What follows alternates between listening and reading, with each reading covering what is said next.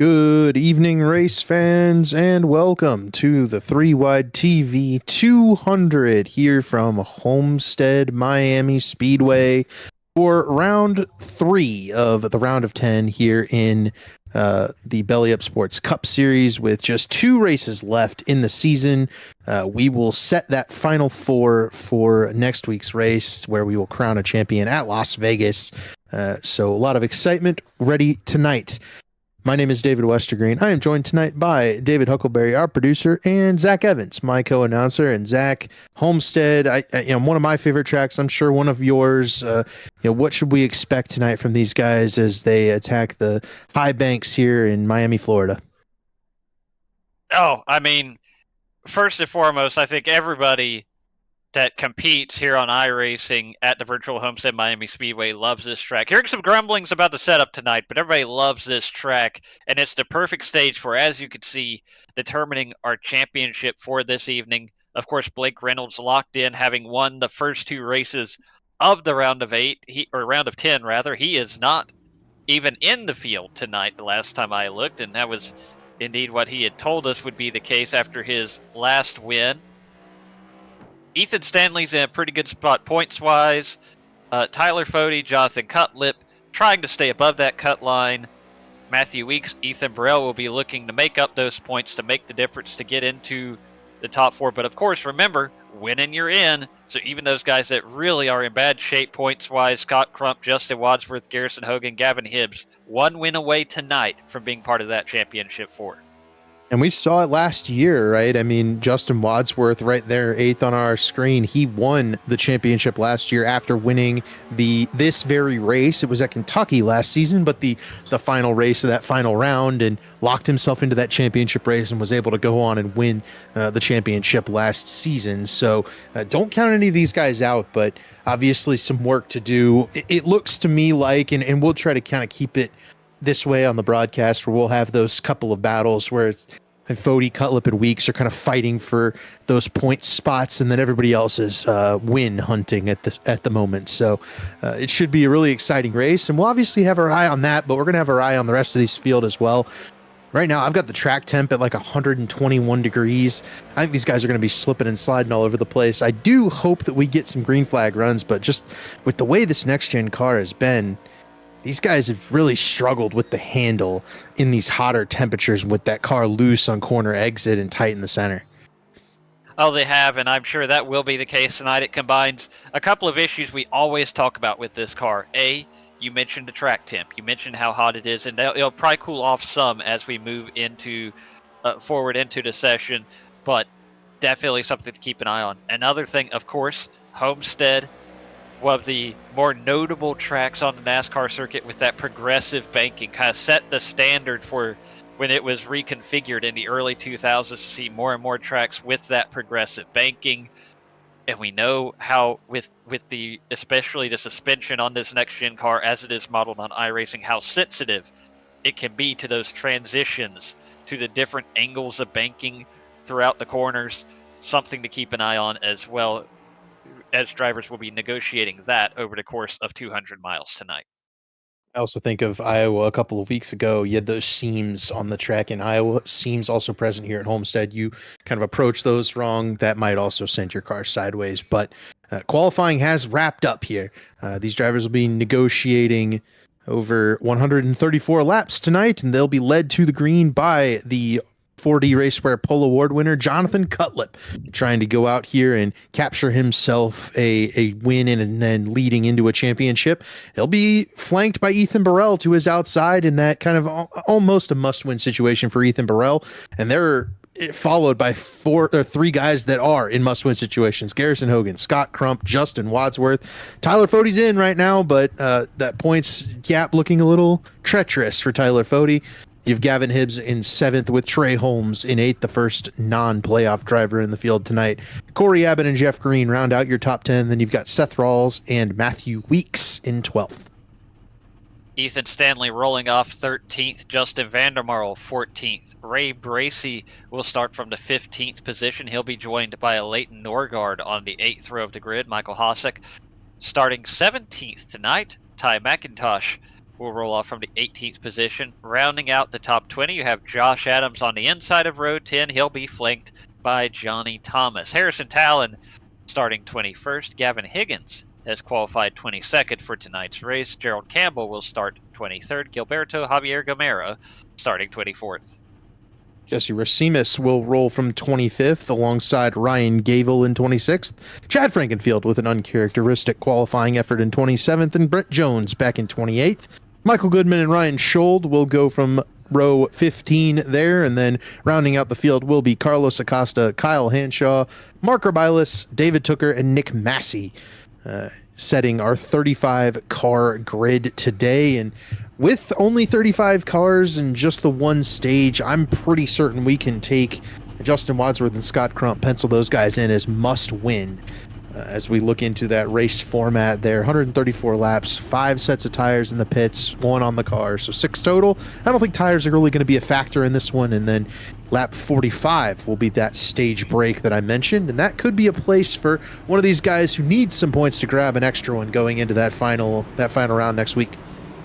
For sure. And to your point, not only does the smaller field make it harder to pick up those points, but let's be honest, you saw it with that starting lineup. With the exception of Ethan Stanley, all of those playoff guys clumped near the front of the field. It's got to be hard unless a mistake happens for one of those 2 or 3 guys above the cutoff line to make up really any ground point slice. You know, for a guy like you mentioned, Scott Crump, Justin Wadsworth, a 36-point gap plus passing all the people in between you and the cutoff, it's just not realistic. It may be mathematically possible, but it's not realistic. You have to approach this as a must-win race if you're one of those 2 guys, in my opinion. Yeah, and I think even Ethan Burrell to pick up 20 or so points on Matthew Weeks or Jonathan Cutlip or Tyler Fode, that's just not going to happen. Ethan Burrell's going to need to win this race. He starts from second, and that usually means when Ethan Burrell's qualified well that he's got some pace in that 37 car. We get ready to roll here for the 3-wide TV 200. The pace car is on pit road. The field in the hands of Jonathan Cutlip. He's in the restart zone, and we are racing. From Homestead Miami Speedway, Jonathan Cutlip off to a strong start, but Ethan Burrell holding firm in that outside lane. They'll be side by side entering one, and it's Ethan Stanley already 3 wide down on the bottom behind. He's going to make a pass and try to get up into that top 10 to race with these fellow playoff drivers. Up front, it is Jonathan Cutlip who will fly ahead, gap Garrison Hogan and Ethan Burrell, and make his way into turn 3. And, you know, one thing we didn't even touch on during our pre-race, you look at Tyler Fode, bottom side there, working for that 3rd position, currently alongside Ethan Burrell. A little bit of, from our understanding, unfamiliar territory tonight for Mr. Fode. Yeah, I think he had a lightning strike, hit the house, ended up having to go over to Frank Fode's house tonight. So Tyler's going to have to, he's running on Frank's sim. He's going to have to, figure out that familiarity with that new setup. But I think if there's anybody who can kind of overcome that early adversity, it is driver 40, Tyler Fode. He's very consistent, very strong on these 1.5-mile tracks. Right now running that bottom lane, and it's something we've seen is Seth Rawls a little bit loose. The bottom tends to save your tires a lot more in this next-gen car than that outside lane. There's a lot of pace in that outside lane, so running up there can gain you spots in the short term, but you'll fall off in the long run. And also running that bottom lane, as we see one car dart off, and they're going to come back to, I believe that was Seth Rawls again. But to your point, again, with those seams, it tends to be a little more treacherous running the bottom as well if you get that wheel bound up, trying to keep the car pinned to the bottom. But I think you also make a very good point when it comes to Tyler Fode. I was doing the research on this. Since he has joined the Elite Cup Series, he has been in the championship for every season but one. That was 2021B. So, if there's anybody that can maintain that points advantage he has built up and stay above that cut line, it's Tyler Fode. He just went to the outside of Ethan Burrell and made a pass. He's bringing his teammate Justin Wadsworth with him as we look back at Gavin Hibbs and Matthew Weeks just a little bit behind. There's the side-by-side battle for 5th, the side-by-side battle for 7th, and a number of additional battles all following in behind Jonathan Cutlip and Garrison Hogan out front. Here's Wadsworth to the outside of Burrell. He will take that 4th spot away I don't think Wadsworth and Crump are necessarily running high enough to really damage the tires, but it's that super outside Kyle Larson line that on iRacing you just can't run early in a run like this. I mean, there's speed up there, but you'll burn your stuff off really quickly if you do that. 100%. It's something that is kind of different from the real world to a certain extent. And I think,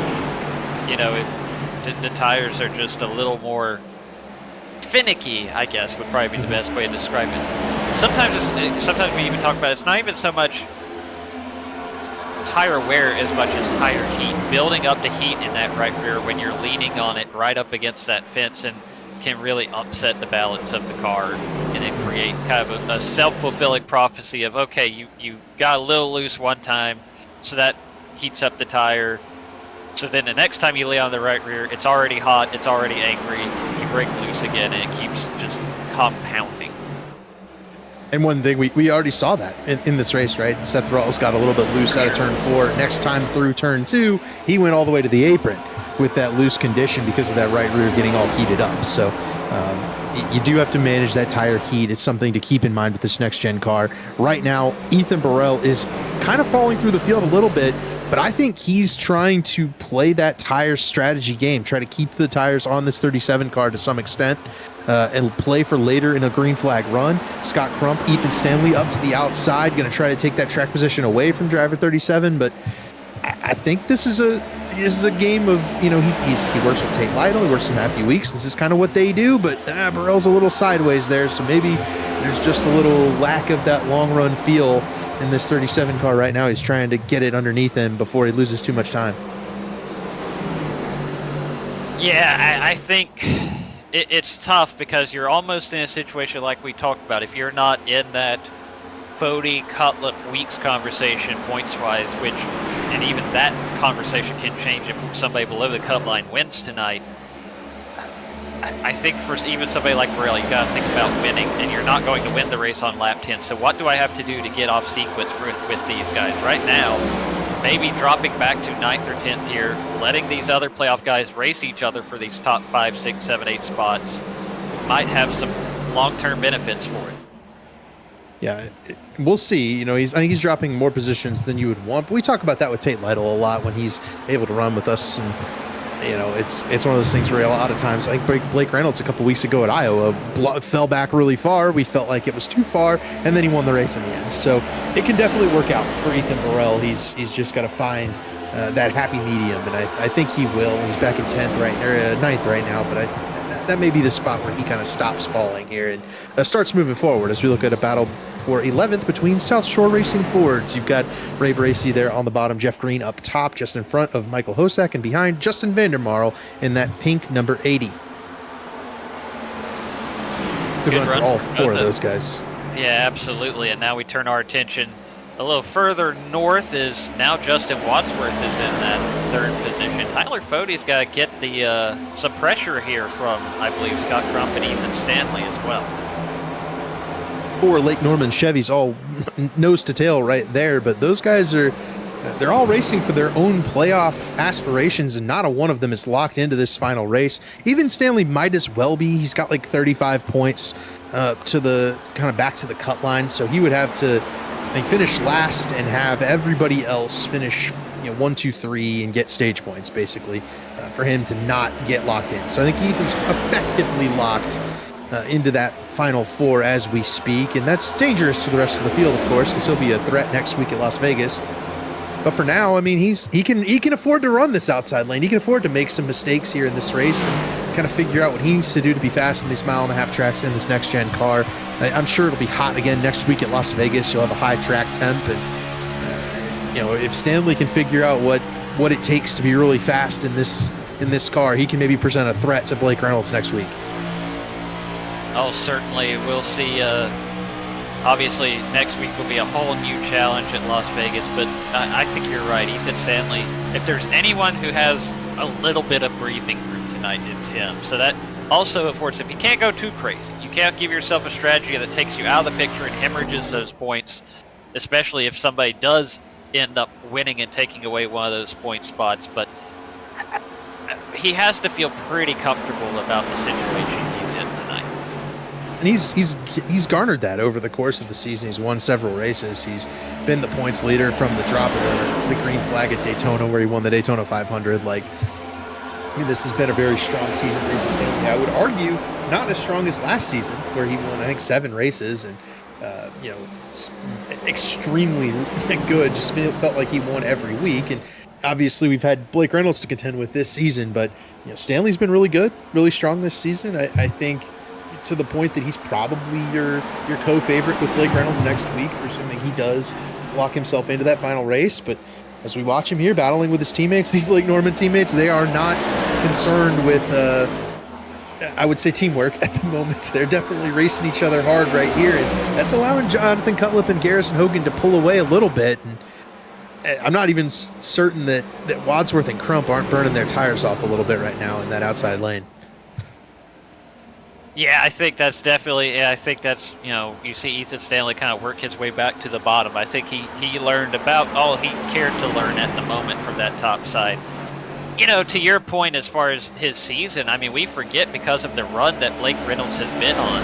Ethan Stanley won 4 races in the regular season and then won the playoff opener. He has 5 wins this season, just as many as Blake Reynolds. And of course, Blake has just rattled them off 4 in a row in our last 4 races. But Ethan Stanley, I think you would have had to have considered the favorite going into the playoffs before this insane run by Blake Reynolds. Mm-hmm. Yeah, it's certainly the latest several races have really changed the tide of how this season feels in terms of how it plays out. But as we look at him right here, I mean, you've got a bunch of guys, and Tyler Cody's only got 1 win this season. That's a little bit surprising to me. Garrison Hogan hasn't won a race this season.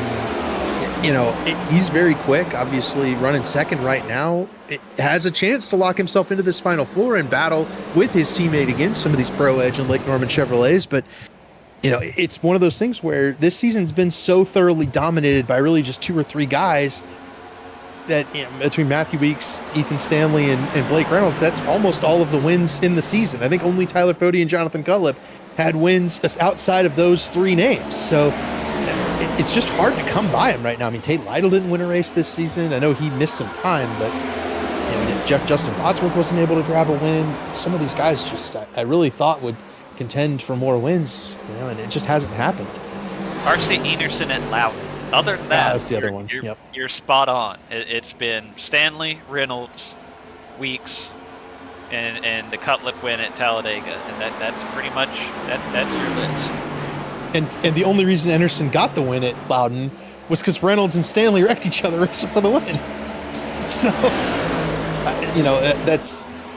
it's one of those things where the way this season has gone, it's just been so.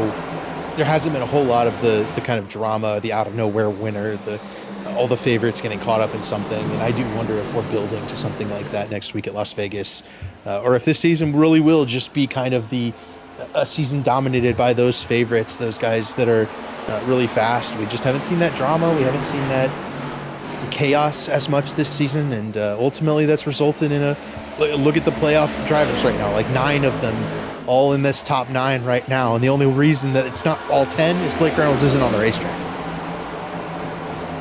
And you talk about those playoff drivers, of course, Ethan Stanley, the one that qualified so much further back than the rest, but here he is. He's 4th. Oh, we have a caution. Our first caution of the night here on lap 21, and there is smoke. Mr. Tooker. What was he doing down on the apron there? Did he get loose out of 2? Oh, so it starts with, is that Gilberto Javier Gomera? That's Ty. Oh, that's Ty. Yep. And a little bit of contact on the way by. Yep.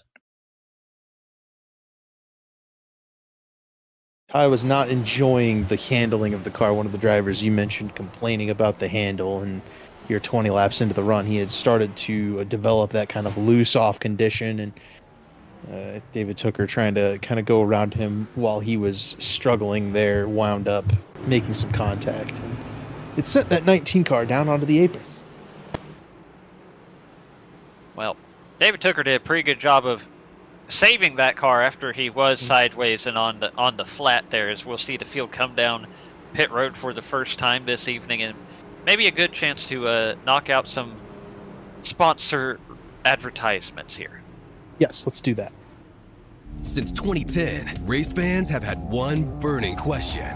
When will the Xfinity Series return to Worldwide Technology Raceway? You asked, NASCAR delivered. On Saturday, September 6, 2025, the magic is back. The track that launched the legendary careers of Harvick, Busch, Keselowski, Edwards, and Earnhardt Jr. is now ready to write that next chapter. We're going to introduce you to a new crop of future champions and Hall of Famers. And in the process, we'll create more of the greatest moments in racing history. NASCAR Weekend 2025, the NASCAR Cup Series Championship Playoffs, the Confluence Music Festival, and now 250 miles of the NASCAR Xfinity Series. 2 incredible races, 1 challenging track, a 3-day party of epic proportions. Go to www.raceway.com and lock in your weekend racing and camping packages for as little as $20 down.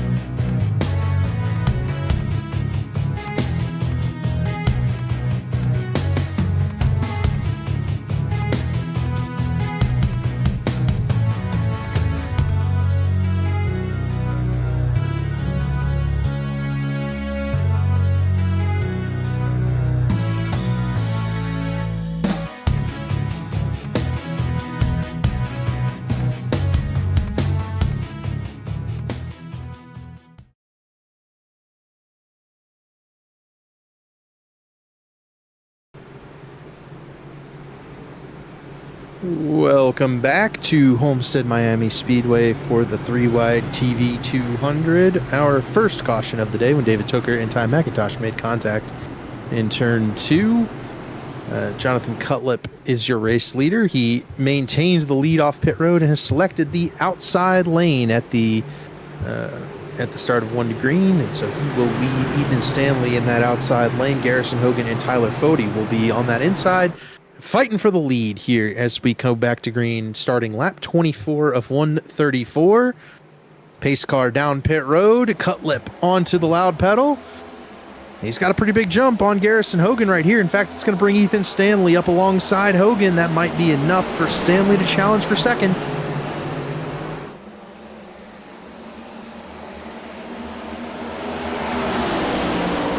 Couldn't quite get there, but he will look to the inside going down the backstretch here. Top 5 getting almost single file. Scott Crumb's got to try and pull alongside Matthew Weeks, and if there's one thing that could unravel what should be a tidy playoff battle, that we see all those orange boxes at the top of the scoring pile on it, it could be the frayed relations between those two groups. It's really been Scott Crump versus all of Pro Edge all season long. He has really had quite a bit of contact with a lot of guys up and down that stable. Last week it was Ethan Burrell.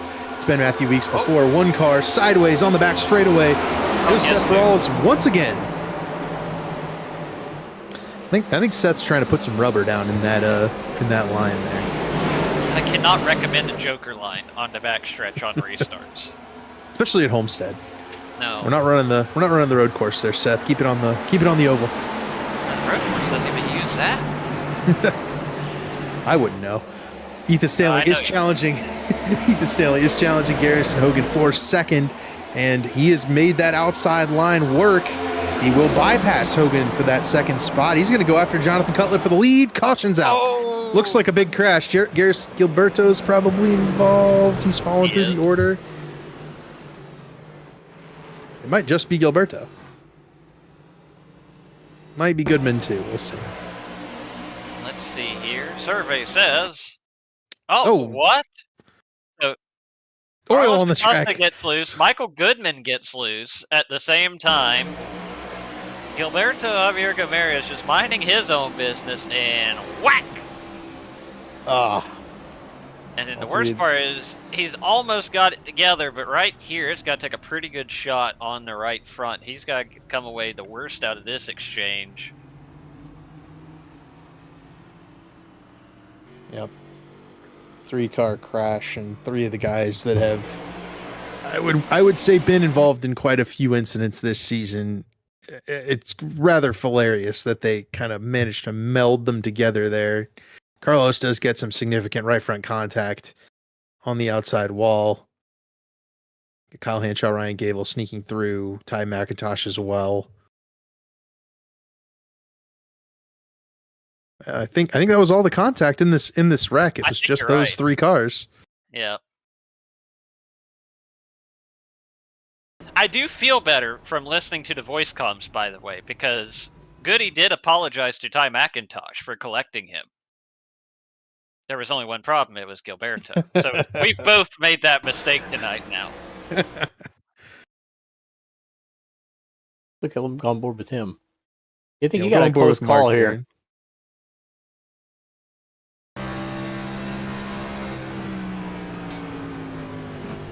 After the wreck? Yeah, it's when I think the car's coming back up on track or somewhere. Hold on, see him.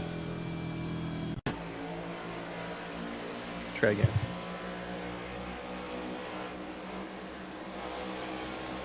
Yeah, I think it says he's going by here. The car coming back up on the track. Yeah, it wasn't as close as I thought.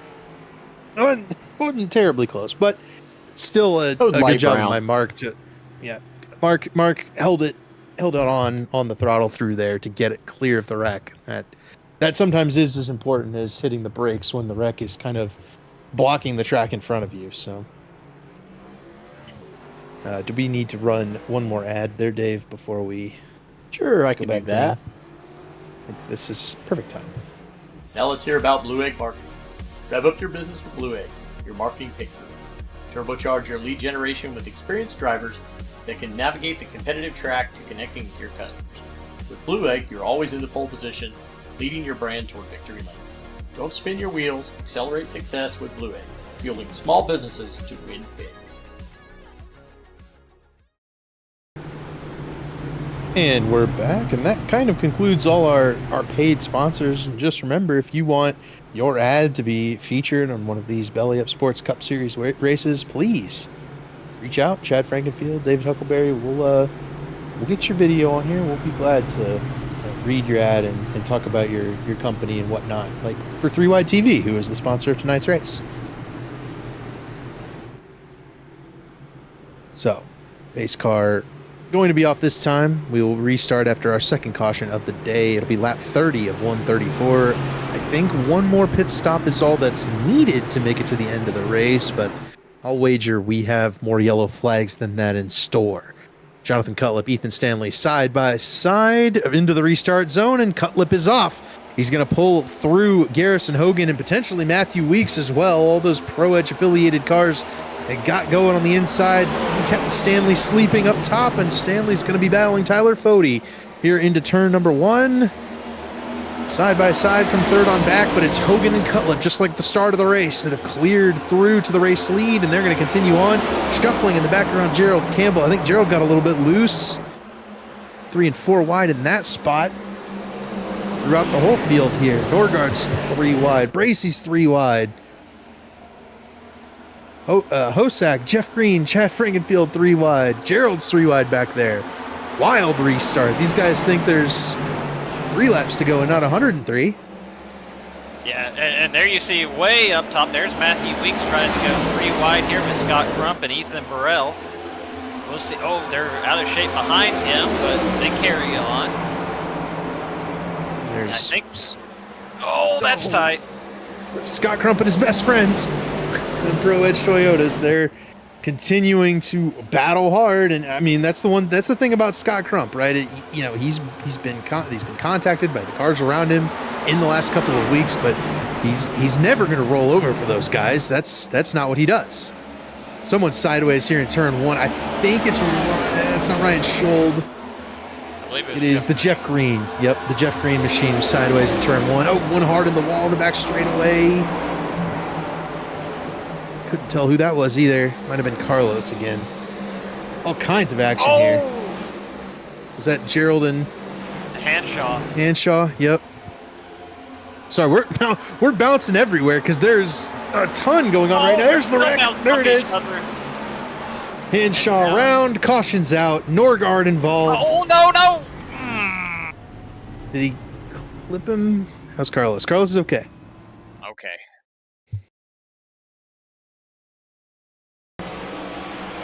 That started 2 laps before. So here's and it was the bad bump. Yeah. Bad bump by Ryan Gable into Johnny Thomas there that started that whole mess.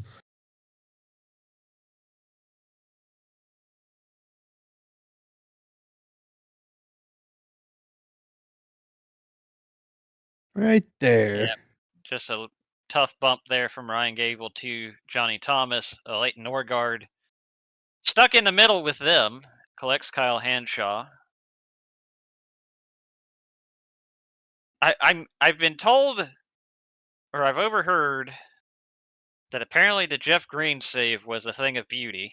I don't know if we have any way to get back to that from the lap before or not. Gracefully, but we'll do it. We'll find our way back there.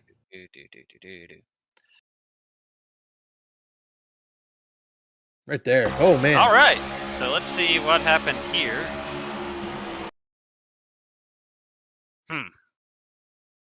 Little contact between Jeff Green and Chad Frankenfield. This kicked off the whole mess behind these guys, I think. They all get stacked up. Yep. Because I think then Gerald and a couple more guys went 2 or 3 wide. So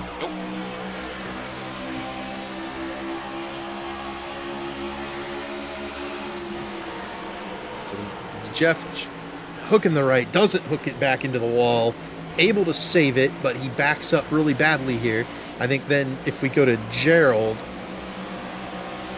and let this play out, Gerald is 2 and 3 wide, and he's going to get into Kyle Hanshaw here on the entry of turn 3. And the only reason he was even close to Hanshaw was because of the save for Jeff Green. He gets Hanshaw sideways.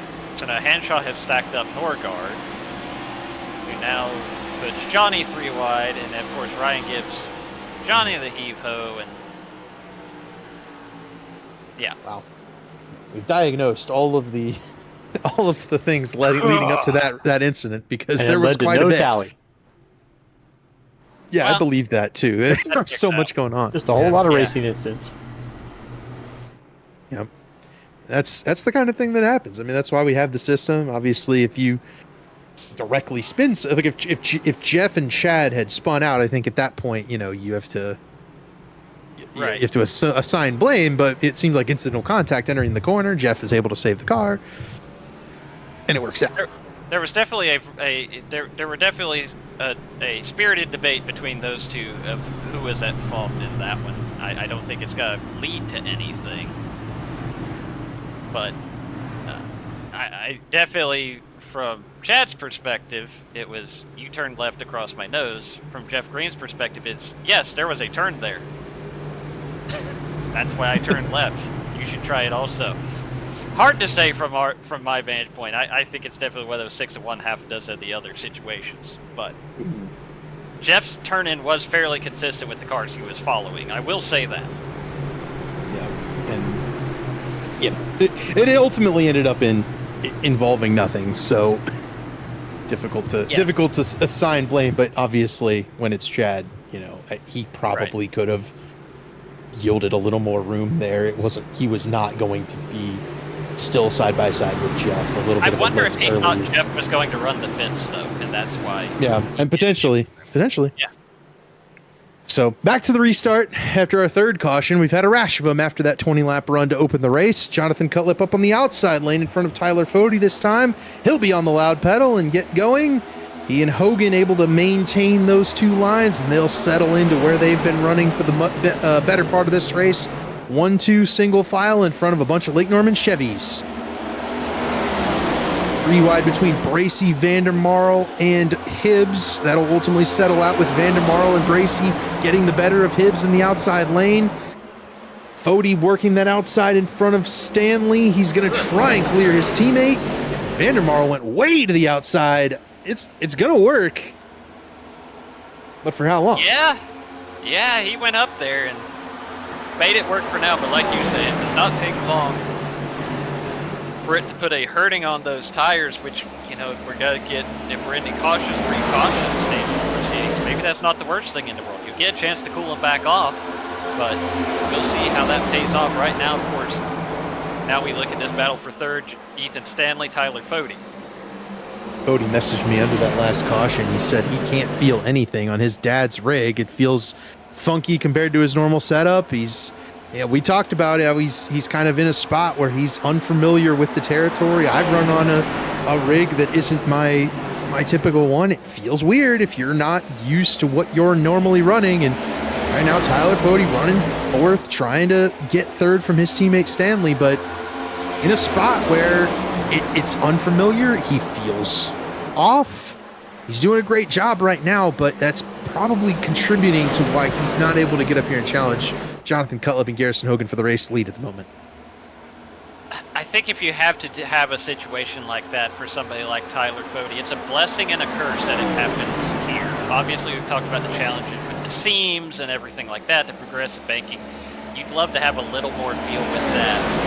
But it's a track that all these guys have raced a ton at. It is a very popular schedule edition, not just in Elite, but really in any stock car league. Usually late in the season in a playoff situation like this, because of how racy it can be. All these guys have turned plenty of laps here. It's relatively smooth. It's not like you're racing Rockingham or something like that. If you had to have this kind of situation, this was almost the best place you could have. Yeah, and here he is battling to the outside of Hogan, now jumping to the outside of Jonathan Cutlip for this second spot. I mean, for a guy who's uncomfortable, he's very fast. And that's certainly bad for the competition, because I think, Tyler Fode is a guy that is certainly someone to watch out for at a 1.5-mile track next week at Las Vegas when it comes to championship time. Obviously, he won a race early in the season. He hasn't kind of been forced into winning, but he's also gotten into some contact with some guys around him that's resulted in worse finishes. But I mean, he was second last week at Iowa, battling Blake Reynolds for the win down the stretch. I mean, he's certainly he's had a chance to win several races. It hasn't gone that way, but all it takes is one win next week and he'll be right there. So him getting comfortable even when he's not comfortable is not what I think his competition in orange on that pylon wants to see. No, for sure. And I was just taking a quick look at the numbers here at Homestead in the Cup Series. Hasn't won here, with 3 top 5 finishes for Tyler Fode at Homestead. There are a handful of drivers that also have 3: R.C. Anderson, Scott Crump, and then Tate Lytle has 4 top 5s. Otherwise, nobody else has that kind of track record consistently over several years like Tyler Fode has. Yeah, and I mean, if you go into the Xfinity files, I'm willing to bet Fode has like 4 or 5 Xfinity wins at Homestead in the Elite Series. He's been extremely strong at this track in every facet. And you might have to stack trucks in there with the Xfinity to get to 4, but I feel like he's won a whole lot of those lower series races in this Elite Series. Further back we look at right now, this is Michael Hasek, kind of the first of the non-playoff guys. He's running in that 8th position. He's behind Ethan Burrell, and he has Justin Vandermarl. We talked about how high he was running at the start of this run. Now it's Vandermarl working the bottom, trying to gain an advantage and pull alongside that 24 car. Yeah, a couple of guys having really strong runs, and I would wager that I'm going to hesitate to take a guess here. I mean, these two guys have really been performing well in our Tuesday ARCA series. Vandermarl's won a couple of races in that series with that new car as Tyler Fode goes for the race lead up front. The two of those guys have really been strong, and I do think that their confidence level is up based on how they've been running in that series, and you're seeing that translate over here to Wednesdays, where Vandermarl's suddenly been able to start picking up these top 10 runs, and he's definitely up here on pace ahead of a couple of our playoff drivers. Now, of course, we talked about Tyler Fode's success at Homestead. Now you see Scott Crump has closed in on him for that second spot I mentioned. Scott Crump and his 3 top 5s at Homestead in 4 starts in the Cup Series. He's never finished worse than 6th here. Yeah, Scott is really strong at Homestead, and that can't be understated. But here is Tyler Fode on that unfamiliar setup to the lead. at Homestead, lap 46. It's just after the stage. We didn't mention it, but Stanley went out and got himself a stage point a couple of laps ago. Now Stanley falling back to that second and third spot as Crump rolls by. And boy, if you're Lake Norman, the hope here is that Stanley and Fody can maintain around Crump, and Crump can go out here and win this race. I think that'd probably be best case scenario, where they can fight against Blake Reynolds with 3 of them to Blake's 1 next week at Las Vegas, and try to keep like Matthew Weeks and Jonathan Cutlip out of the proceedings. And that is going to have a huge impact on the cut line, right? The guys that are racing 4 points, all of them all clumped together. Really the only guys that kind of strayed outside of that conversation were Justin Wadsworth and Gavin Hibbs, who we kind of already had in those must-win situations anyways. Playoff points, stage points, don't really do anything for those guys. Yep. And at this point, right, you know, you're kind of basing on the merit of your finishes. Scott Crump underneath Tyler Fody to the race lead here in a must-win situation. Is Scott Crump, obviously the finale not at Richmond this year, that's probably what he would prefer, but a really, really good start to the evening for Scott Crump. He has driven up and taken the race lead away. Long way to go. Coming to lap 50 of 134 next time through. Crump's been fast, but he has also been known to have good short run pace and then fall off over the long haul. Can Crump keep the tires on that 90 car for a full race and kind of put it all together? That was the hurdle that we saw Ethan Stanley overcome before 2024B when he won 7 races. That's kind of that hurdle he overcame. Can Crump finally overcome that hurdle? That's kind of what I'm wondering, because if it's not like a Richmond type track, he just never can run that car over the long run. I'm hoping he's not burning the tires off right now. We'll certainly see if this run goes on, how that long run speed holds up. Right now you see Ethan Stanley taking a look to the inside of Tyler Fody, who maybe he used up a little bit too much off the jump there, working his way forward to the lead. Now he's starting to slide back a little bit. He lost the lead. Now he's in jeopardy of losing that second position. You can see the field bottling up behind this side-by-side battle as well. Yep. Jonathan Cutlip worked to the inside of Matthew Weeks, but now they're going to jump to the outside of Ethan Stanley and try to train past the 91 car. And just behind Jonathan Cutlip, I mean, don't count him out, but it's the only car running the top right now.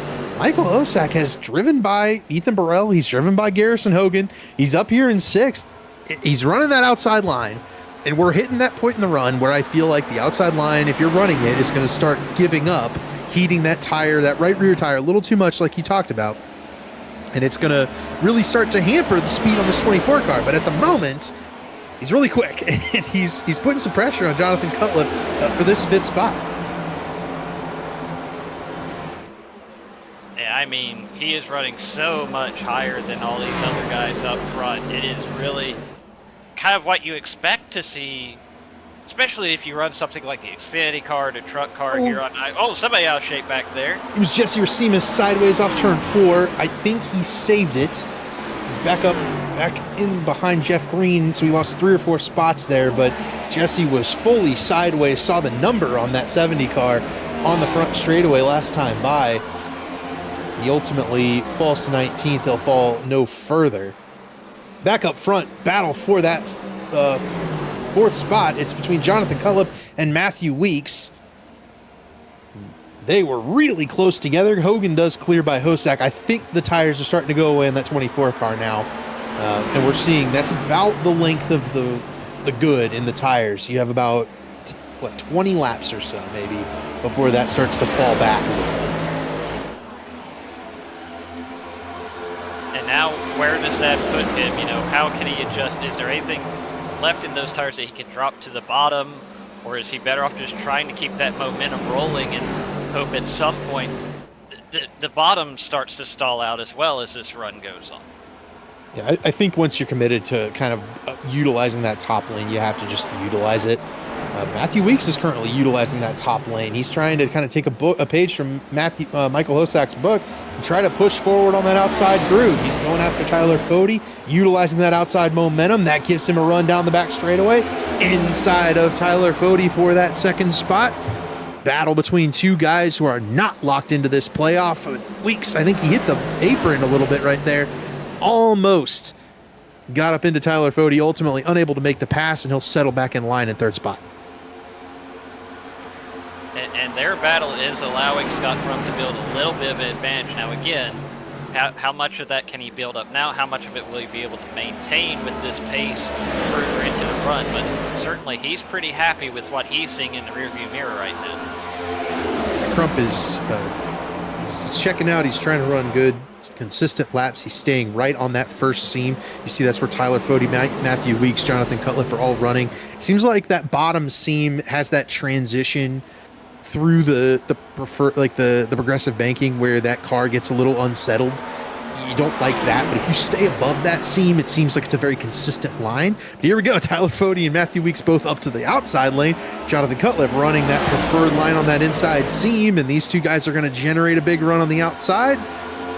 But that's kind of come at the expense of their tires a little bit. We'll see what they do entering turn 3. Fode keeps to the outside lane. Weeks drops to the bottom. He's going to try to make the pass utilizing that inside.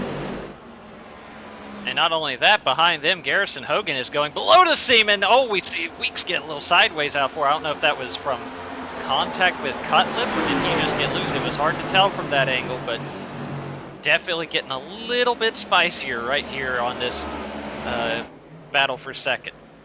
Fode has taken to this outside lane, and I don't think this is where he wants to run. Big push from Ethan Stanley to the rear bumper of Tyler Fode. That gives him big momentum into turn 3.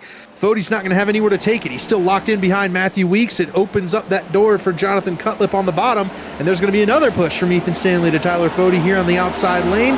But now Matthew Weeks is clear of this battle for third.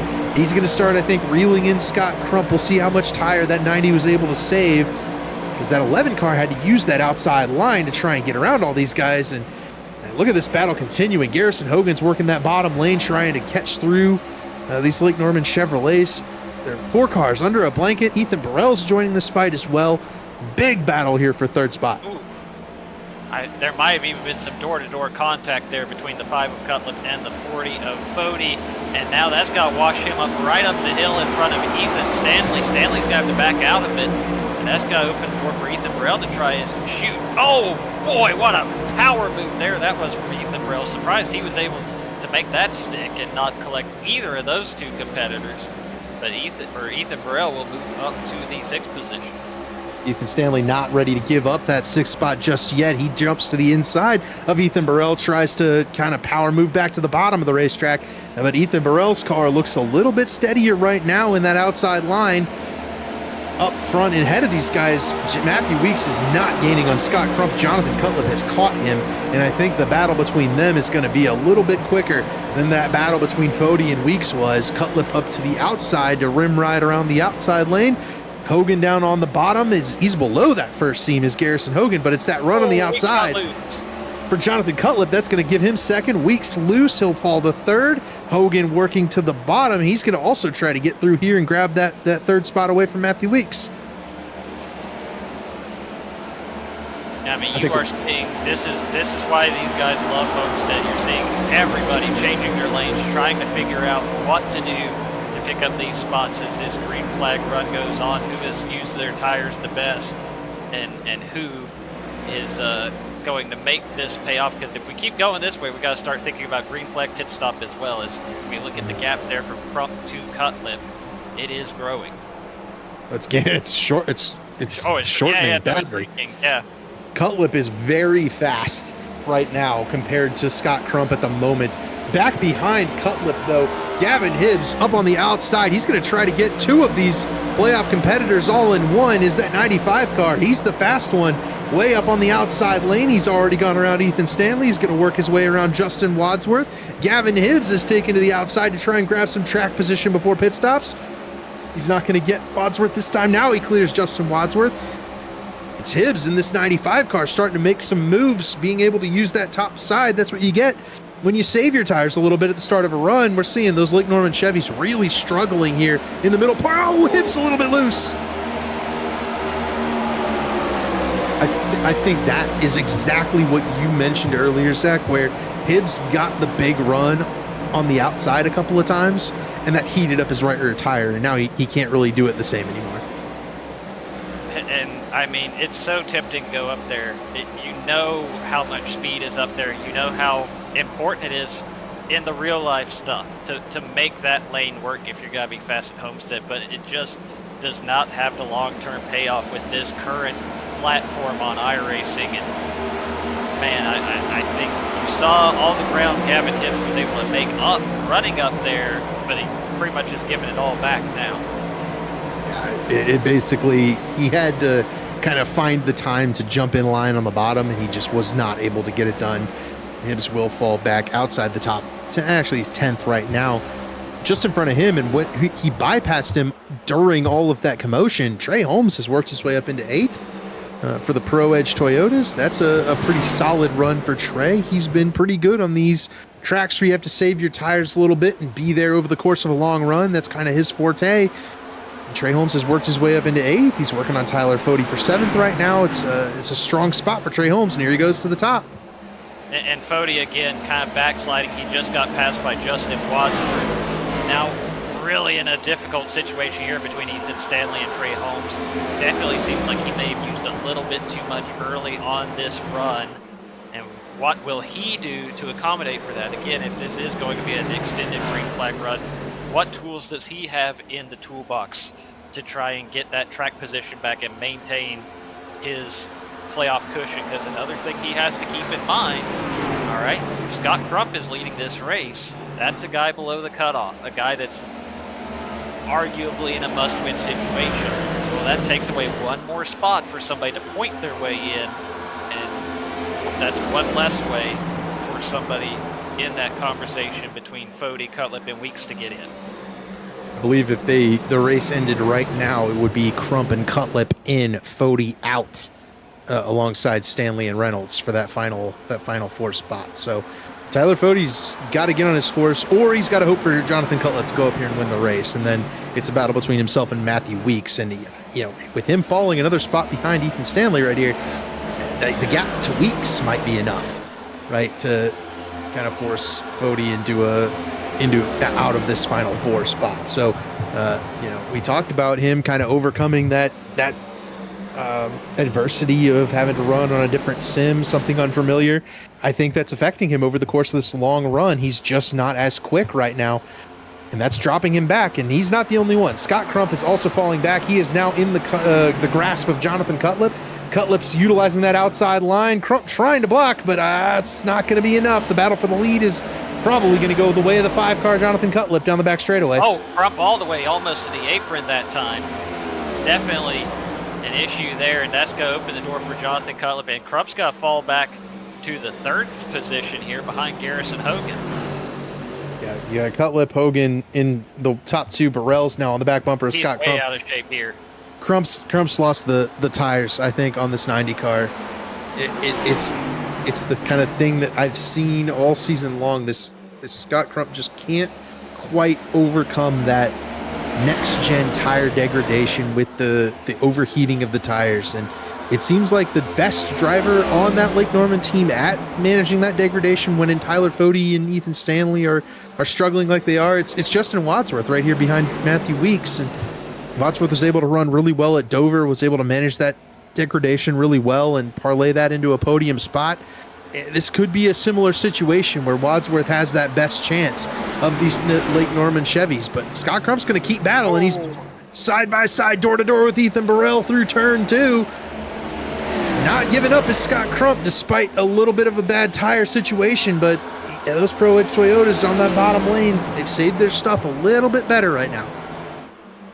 And I think Matthew Weeks gave Ethan Burrell a little bit of a shove down the backstretch to help him keep that momentum up. They stay side by side.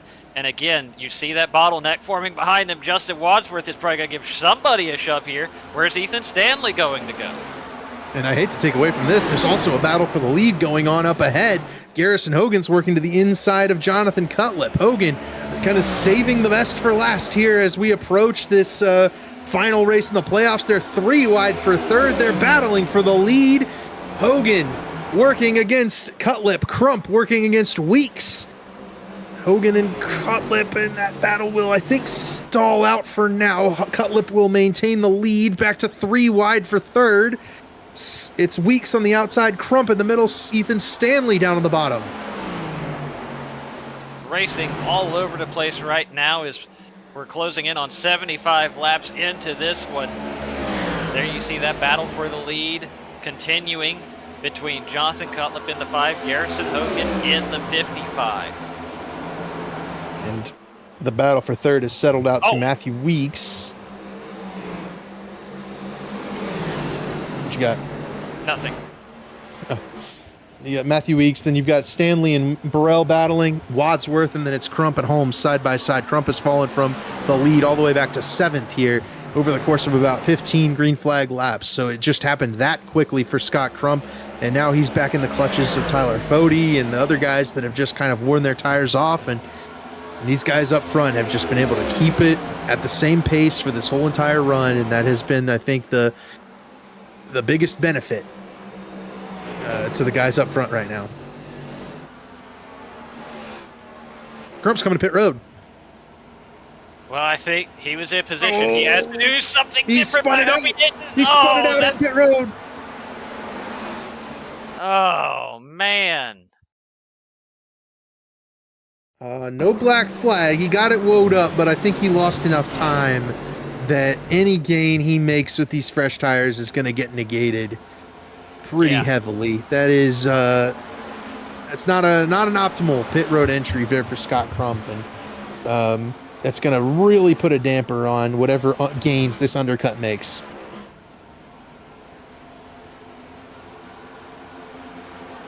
Yeah, I was just going to say, you know, you got to do something different at this point. You need to win the race, so I understand the undercut, maybe even a good play here, but like you say, I think the time lost on that pit entry will make it really hard to capitalize on that. He's going to need some really good laps to get up here and unlap himself, and then he's really got to hope that the field cycles through and then the caution comes out 10 laps after the field cycles through. Yeah, pretty much. That's basically what he needs right here. Certainly possible. We've seen weirder stuff. I mean, we saw him struggle to get onto pit road, and there will be less experienced and less skillful drivers trying to enter this tricky pit road the rest of the way on this under this green flag run. So we'll keep our eye on Scott Crump. He's obviously 27th, 1 lap down now and trying to charge back forward, but it's going to take him a few laps to unlap himself, and now it's kind of that danger zone for this undercut. If the caution comes out now, he is in deep trouble.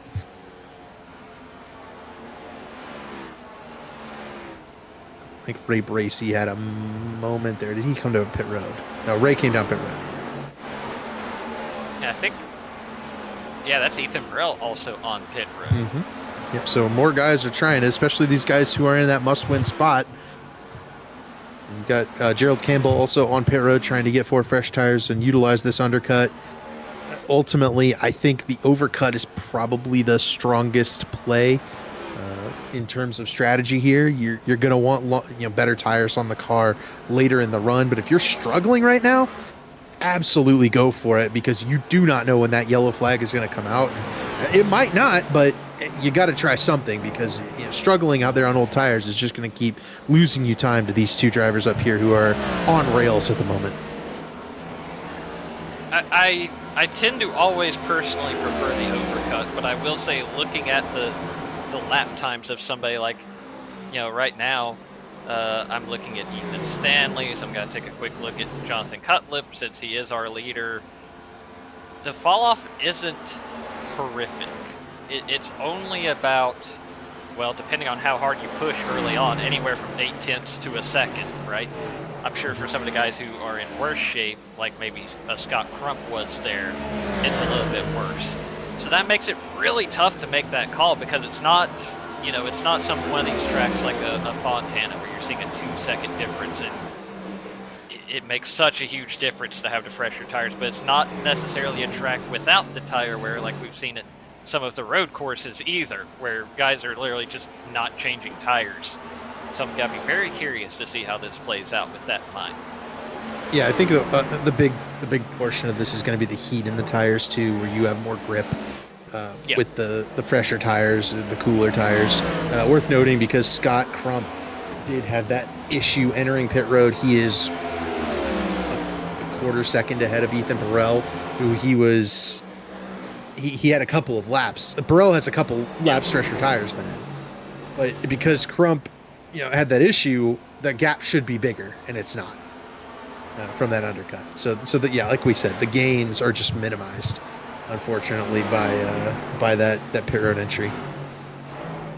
And right now, Burrell is kind of able to use Scott Crump as a little bit of a rabbit or even maybe a fullback as they're working through some of this traffic, these older tires, these leaders going around Tyler Fody now. And of course, after that, they'll be chasing down Ethan Stanley and the rest of this top 5. I was not expecting fullbacks to be mentioned on our Belly Up Sports Cup Series broadcast tonight, but a shout out. Stanley loose. Stanley got loose right in front of Crump, but mercy.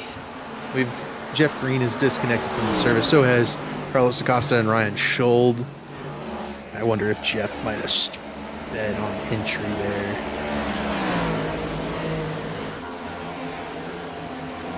He actually spun out before he came to pit road.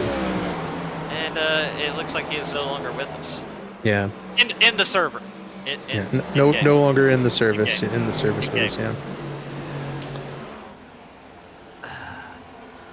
But here is Scott Crump now trying to unlap himself, rolling up along against these race leaders. Everybody else kind of staying out, trying to utilize that overcut strategy. Up front, there's a battle for the lead. Garrison Hogan inside of Jonathan Cutlip for the race lead. Down the back straightaway they go into turn 3. Hogan's going to have an advantage. Cutlip fighting back on the outside. I think it's going to be Garrison Hogan taking the lead here. Lap 84 coming to 85, and he is in a must-win situation. And here we'll see Scott Crump go by both of them with those fresher tires where he has pitted, trying to unlap himself. Garrison Hogan's not going to make it easy for him, but, just too much speed in those fresh tires. Scott Crump easily goes by. Ethan Burrell will probably have to run down the backstretch to do the same as we see, I believe that's Kyle Handjaw coming out pit road, and he's just got to stay out of the way here. Justin Wadsworth did come down pit road this time by. Another one of our leaders hitting pit road. Jonathan Cutlip's coming down this time. This might be the optimal spot. As Cutlip, Stanley hit pit road. This might be the spot as Stanley really tight on the brakes. I think this is where you can kind of get that overcut gain, but you won't lose very much on the long run. From this spot being kind of the first group in the second wave of cars coming to pit road. So maybe Justin Wadsworth, Cutlip, Stanley are going to get the most benefit. I don't think staying out too much longer is going to benefit these guys up front. And you have to wonder how early do you pit? Sometimes you see, a pretty quick reaction just to take away any potential advantage, pitting within the first lap or two. That did not happen this time for Garrison Hogan, for Matthew Weeks, for Tyler Fody. But will they react, or are they going to stand by whatever game plan they have cooked up? I think Tyler Fody needs to come down pit road. He is 3.5 seconds behind Garrison Hogan. Hogan's in a must-win spot, and Fody needs to. He needs to find a way to get down pit road right now. He just lost a spot to David Tucker. Maybe not. Contact between Justin Wadsworth and Trey Holmes just behind Tyler Fody. Holmes ends up sideways and slow on the front straightaway. Wadsworth was trying to get by on those fresh tires, and it washed Holmes up the track, slowed him up dramatically. Almost had our caution. That's what a lot of these guys would have needed, like Scott Crump and Ethan Burrell. They're going to need a yellow flag. And now we'll see Justin Wadsworth go by Tyler Fody. I thought by looking at the pylon and the time he was losing that he was checking up to enter the pits last time, and he is this time. That's what he needs to do. He needs to try and get some kind of advantage on Matthew Weeks and Cutlip. He's going to have the tire advantage on Cutlip, but he's going to have the that overcut advantage on Matthew Weeks. Or the undercut advantage on Matthew Weeks. So we'll see if Fody can kind of gain on those guys. But right now, it seems like if Hogan wins this race, that'll really take this down to Weeks and Cutlip. And Weeks is the one staying out the longest. Might not work though. There's a lot of time left in this race. There's a lot of time, and yeah, we'll see how this all plays out here for sure.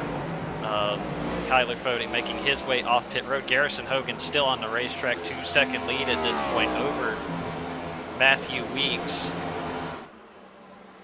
Closing in on 44 laps to go, 43 laps to go. It does not look like it'll be this time for Garrison Hogan. Matthew Weeks it will be. Down pit road comes Weeks. He was on the binders, but it looks like he made it to pit road speed. So no penalties for Matthew Weeks. That would have been fairly disastrous to his final 4 chances. Here comes Cutlip to the back bumper of Hogan. That'll unlap Jonathan Cutlip. Puts him about 3-4 seconds behind Scott Crump right here. More like 6 or 7 seconds. I mean, that's he'll make that ground up, but Crump's going to have a chance here, I think. Maybe not a chance over Cutlip, but you know, he'll have a chance to get into the right spot once the field shuffles out and a potential late caution hits. He'll have that window, and I think that's all you can ask for right now if you're Scott Crump, if you're Ethan Burrell, to be able to restart in the top 3 or 4. Cutlip has called out, wait, what? He's called out Hogan pitting? Yes, that must be All what right, he did, well. because Hogan is pitting. I was very confused for a second there. Those guys are, I believe, working together. Here comes Trey Holmes as well behind Hogan. That'll turn the lead over to Gavin Hibbs in that 95. So Hibbs is kind of taking that reverse strategy call to a lot of the guys that are on track right now. He's going to try out staying out as long as possible and hoping that he can get a yellow and trap some guys a lap down. Right, 100%. And that would be a huge shakeup for sure to this championship conversation. And it, you know, again, when you're in that win and you're in situation, what do you have to lose? Try something different. But here comes Gavin Hibbs to pit road. That'll turn the lead over to Justin Vandermarl, Johnny Thomas, Chad Frankenfield, and Ty McIntosh, and Josh Adams. All those cars staying out on the old tires, trying to catch a yellow flag here. And once they do hit pit road, it will turn the lead over to Scott Crump and Ethan Burrell, who pitted several laps ago. They have taken that overcut to task, but they are losing time, and they're going to need a caution flag if they are going to win this race, or at least have a chance to. That is, I think, bottom line. Oh, Vandermarls, that's awful hot entering pit road. Now we're driving good. No black flag for Justin Vandermarl. He found his way down pit road despite a very shaky entry. Ty McIntosh also down pit road. That turns the lead over to Johnny Thomas and Josh Adams. Third will be Scott Crump. He's got a three-quarter second advantage over Ethan Burrell. It's been just about that the entire run for the two of those guys. Burrell's just keeping Crump at arm's length at the moment. And then you've got Cutlip and Wadsworth close together, 6 seconds back. Stanley's another 3 back. And then Weeks, Fody, and Hogan are even further back than that. I don't know if staying out longer was going to be the play. You mentioned how little the wear and degradation was. I mean, you've got 38 laps to get it done if you're Garrison Hogan, but that's a lot of cars to pass. It is, and I think that's where probably, especially now that you're in that open track, here's the big thing that's different from the first half of this green flag run, right? You're constantly around those cars, you're constantly moving around. They're going to start bunching together. The tires are going to meet in the middle at some point, but for right now, it's a lot easier to save the tires because everybody's just going to run the bottom, right? They're thinking about that. They're thinking about, I got to have tires at the end of this. And you can afford to maybe run a little bit longer on the tires than you could that first run because you are just riding for part of this run. Ethan Burrell is working into Scott Crump's lead at the moment as well. So, you know, even in the, as you mentioned, the kind of riding aspects of this run, I think Burrell has still outsaved Scott Crump. to an extent, and they're still going to get caught by Jonathan Cutlip shortly.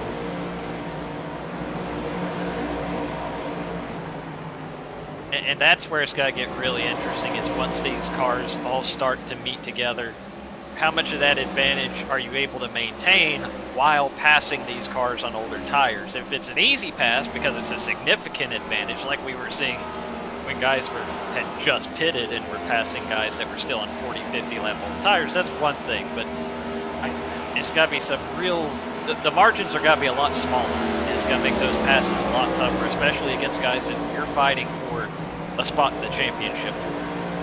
There's a perfect example of it going on right now between Matthew Weeks and Garrison Hogan. Hogan has several lap fresher tires than Matthew Weeks, but he is a little bit bottled up at the moment behind the car, the 11 car. And anytime Hogan loses here his time, he's not going to have in that clean track with clean air on the nose. So I think Dave, we should probably focus on this battle between Hogan and Weeks for the moment until Burrell catches Scott Crump, because that very well could be a very important battle for this win. Burrell has caught Scott Crump. Yeah, he's right on his bumper now too. So I'll keep my eye on this battle as well. But as we watch, I mean, Hogan has a pretty big advantage. Burrell's going to try to go around Scott Crump right now, though. So yeah, let's go ahead and swap to that. There it is. There goes Ethan Burrell going around Scott Crump, and that is the battle for the de facto race lead. Josh Adams and Johnny Thomas are still on the racetrack, hoping for a yellow flag, but at the moment, I don't know how much that would benefit. Also, right now, some rough math that would have Fody and Cutlip at 2152 points where they run on track right now, both. Right, but Burrell and Crump may yet be the race leaders, and you've got Wadsworth to consider. There's a whole lot going on still. Yeah, I'm just giving him the math so Zach doesn't have to do any of it. Well, that's important. Because you were told. I was told there would be no math. Here comes Josh Adams down pit road. John Thomas stays on the racetrack. Garrison Hogan is still unable to get around Matthew Weeks, which is preventing him from achieving the kind of hot laps that you would hope for in that, with those fresh tires. They've pulled away from Tyler Fody. They're pretty well still behind Ethan Stanley, Justin Wadsworth, Jonathan Cutlip.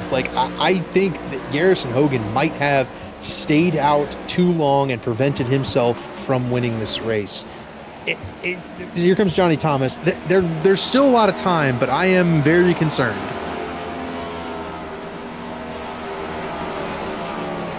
It's certainly a long way to go in a short time to get there for those guys that waited longer to pit. Obviously, again, they do have the fresher tires, but we'll see if they can take full advantage of those tires and close this deficit. I mean, we're just a little more than 30 laps to go in this race, and I mean, you're talking for some of those guys close to 10 seconds they need to make up. Yeah, it's a lot of time, and I believe Ethan Burrell has parlayed the strategy he is currently running into a race win at Homestead before in this next year. You could correct me if I'm wrong. I am pretty sure he has. Sure. I think he's done exactly this before, where he's kind of short pitted, saved tire, and been able to run laps on pace with guys with fresher tires than him. I'm looking at the lap times. Jonathan Cutlip just ran a 33.9. Burrell ran a 34.1. That's not a whole lot of difference. Burrell has not won a cup race here, so I know that. Okay, maybe not. All right, maybe not. But he has parlayed this strat. Maybe it was a P2, but he's done this at Homestead. I can promise you that. So Hogan continues to push on Matthew Weeks, but be unable to get around and get into clean air.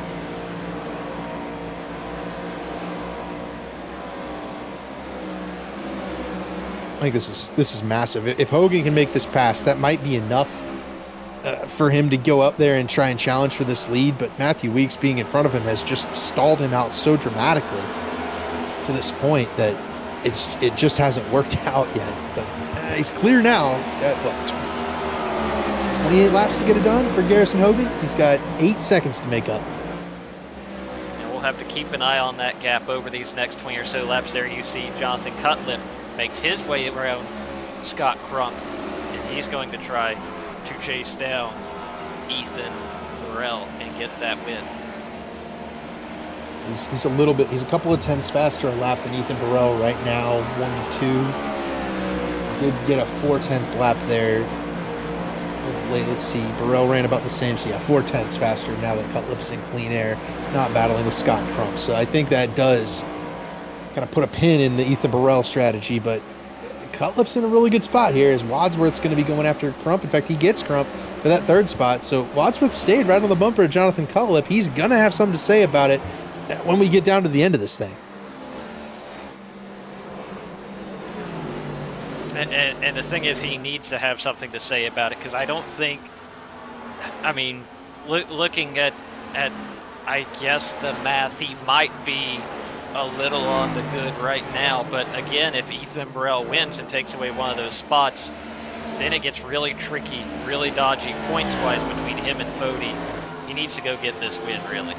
Yeah, Cutlip has to go out here and try to win this race. You just have to.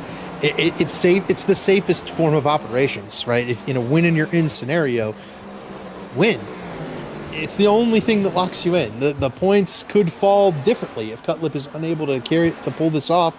And obviously, with Jonathan Cutlip Justin Wadsworth right here on the same tire strategies as Jonathan Cutlip, and with a pretty fast car, I think Justin Wadsworth can find a way to get up here and challenge Jonathan Cutlip. It's just gonna. I think their biggest problem is going to be Garrison Hogan coming up with those 4 fresh tires. I think that's their biggest hurdle right now towards locking one of these 2 drivers into the final 4 that are on screen at the moment. Because Ethan Stanley's not really gaining on these guys.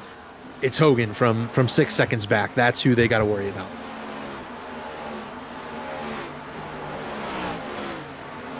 Can you imagine the tension in these voice chats right now? Oh yeah.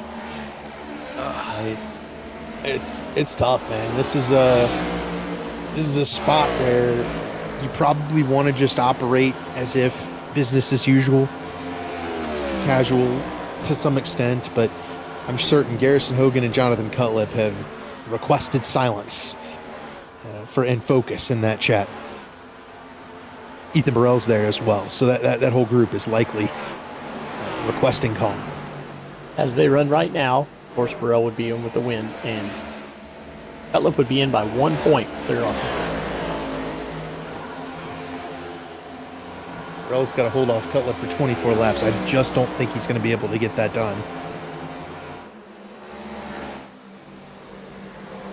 But the gap between Cutlip and Wadsworth is the one I'm interested in, and that's shrinking. It is.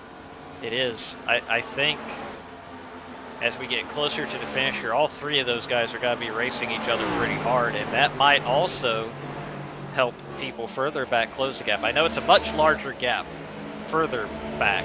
Crump is fading out of the conversation, but for somebody like maybe an Ethan Stanley or Garrison Hogan, if these guys get racing each other really hard, then that completely changes the math as far as how close you catch these leaders.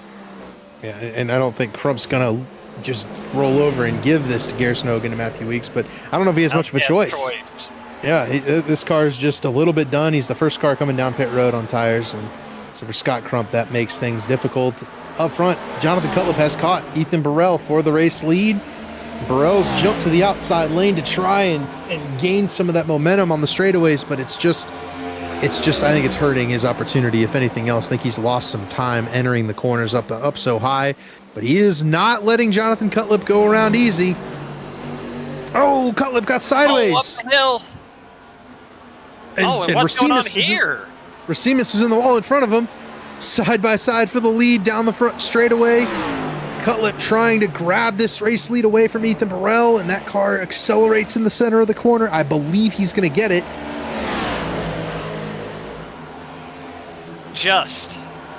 But here comes the crossover.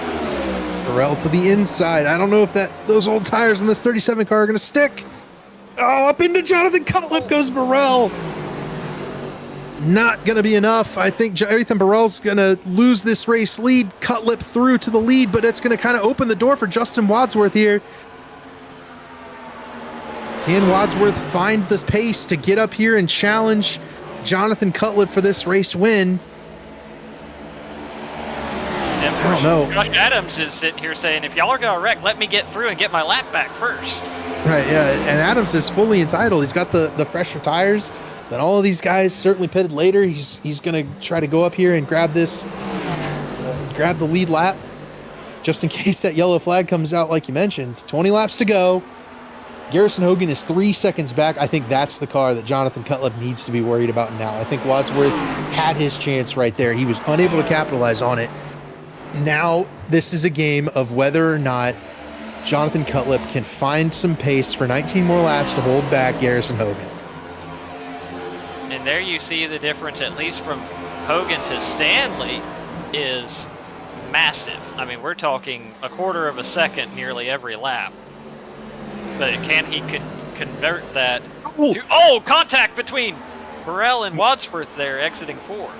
Yep, that drops them back a little bit.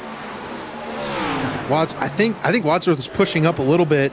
He's kind of getting tight, and Burrell had kind of run the top and diamonded it and came down a little bit into where Wadsworth was planning to put that car, and ultimately they made a little bit of incidental contact. It ended up just slowing them down a little bit, but Jonathan Cutlip's kind of out of the groove here. They're gaining time back on Jonathan Cutlip while being side by side, because Cutlip's side by side with Adams. I don't think any of these guys have anything left. 18 laps to go. It feels to me like all 3 of these guys have used up their best stuff, and Garrison Hogan is just he's saved it the best, and he's just going to kind of smooth and steady roll up through and past these guys. We'll see. He's side by side with Stanley right now for 4th.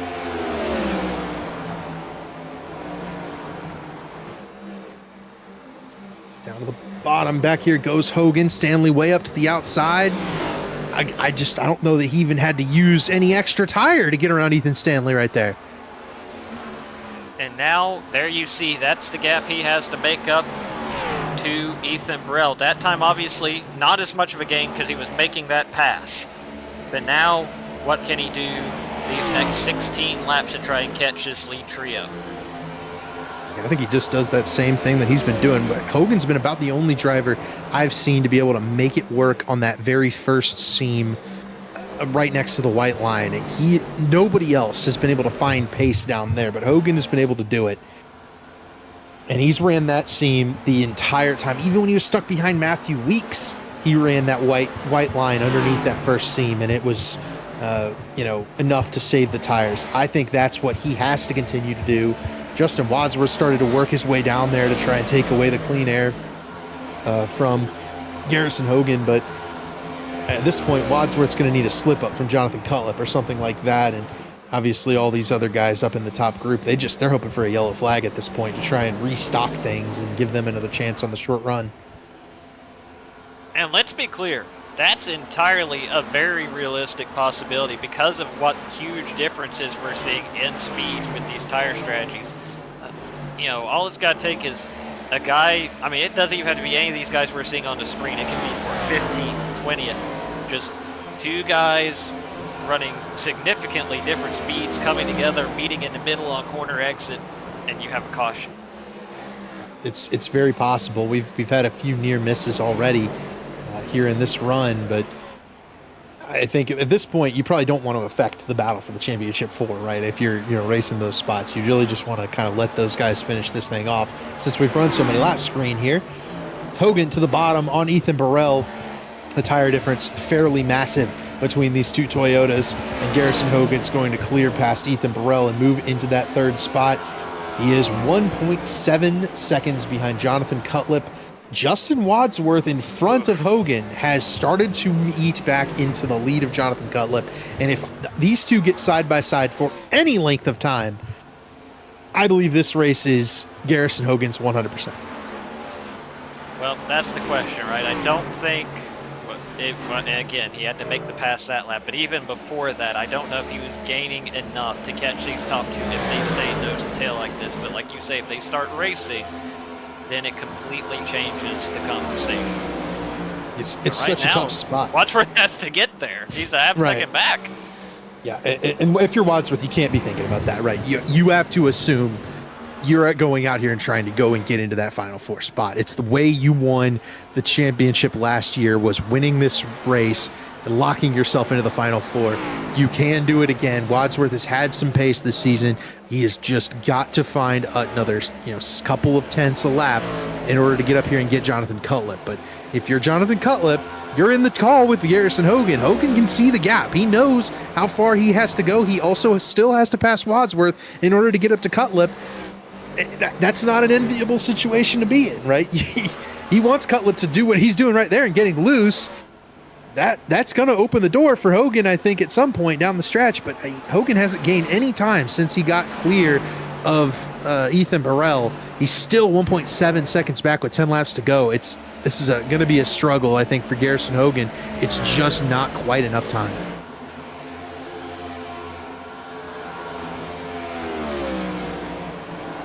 Right now, the only thing Jonathan Cutlip wants is 9 more green flag laps. Mm-hmm.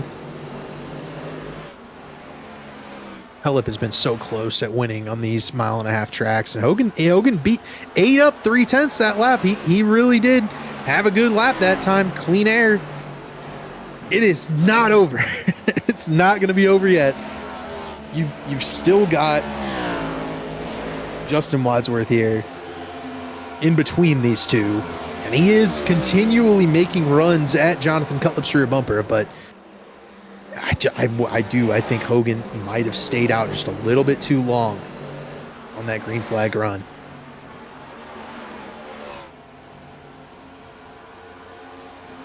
We'll stay focused on these leaders here, but Ethan Stanley, Matthew Weeks working their way around Ethan Burrell at the moment to move into 4th and 5th. Matthew Weeks is probably going to get quickly around Ethan Stanley as well for 4th. Battle for 4th there will go to the spot of Matthew Weeks. Hogan eating a couple of tenths a lap up on these guys. 8 laps to go, a car to pass to walk it off. I mean, this is what you want, right? You want the fresh tires. He's certainly within striking distance, is Garrison Hogan. He has not won a race all season long. Justin Wadsworth way up to the outside lane. If we've seen anything, it's been that if you go up to the outside, you can't really defend. Right. Oh! Hogan, did he get a piece of the wall? It almost looked like he got a piece of the wall there. Maybe not. See what happens on this lap. He's kind of in the wake in the dirty air of Justin Wadsworth now, so that 55 maybe not handling quite as well. The tires are certainly older than they had been. I don't think he gained much that time. He gained on Wadsworth, obviously, but I think the lead to Cutlip did not shrink, and Wadsworth's going to fight for all he's worth. If the caution does come out, Wadsworth needs to be in second. Oh, absolutely. You want every bit of track position you can get. You have to assume most, but probably not all of these guys will come to pit road for tires for that last run. Right. And that's how Wadsworth won the race at Kentucky. He didn't come down pit road. Everyone else did, and he went on to win the race. So he's got to fight hard right here, and that may be to the detriment of Garrison Hogan. 5 laps to go. Hogan and Wadsworth side by side for second. Hogan's got that inside line, that kind of preferred line running that bottom, and he's going to be able to clear Justin Wadsworth. He has 5 laps to gain 1 second and bypass Jonathan Cutlip for the race win and the chance to lock into the Final Four. If Cutlip does not win, I think he would still get into the Final Four. Maybe. He was ahead of Weeks. He's ahead of Weeks. I don't think we need the math because he was ahead of Weeks. He's behind Fody by 3. I know. He's behind Fody by 3. He's ahead of Fody by 6 right now. He would be ahead by 5. I think if Cutlip finishes second in this race, he gets in regardless. But you can't think like that. You have to go out and win this race. Hogan hasn't made up enough time this lap unless he gets a big run out of 4 here. He did. Got a run. It's just not as much ground as you're going to need to cover. 300ths is just not going to be enough. He gained big time on the entry of turn 1 that time. Just get stuck in Michael Goodman's wake here, coming off a 2. I mean, with that, especially you get this late in the race, it becomes huge swings in the ground you have to make up. I mean, you got to make up a half a second this lap to get there to give yourself a shot with one to go. Jonathan Cutlip has run a fantastic race. He's executed pit strategy to perfection. He needs 2 more clean green flag laps with no mistakes. He'll be in the final 4 with a chance to win a championship next week at Las Vegas. Cutlip through 1 and 2. Hogan gains another 10. They're in 1 and 2. I mean, he's going to need 2 tenths this corner, 2 tenths in 1 to have a shot. Down to the bottom goes Hogan. He's gaining time still, but Cutlip out in front. He's going to see the white flag. We are going to finish this thing under green.